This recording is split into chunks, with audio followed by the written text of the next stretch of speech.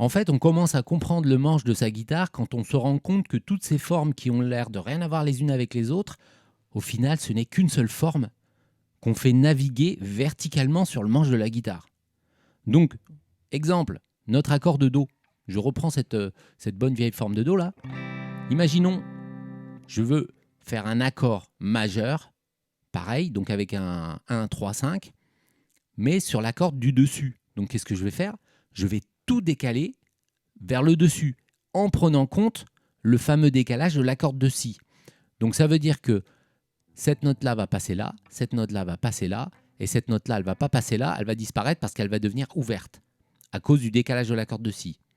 Et les notes qu'on a sur la corde de Mi en haut, bah, on retrouve la même note sur la corde de Mi en bas. Et là, qu'est-ce que vous voyez apparaître?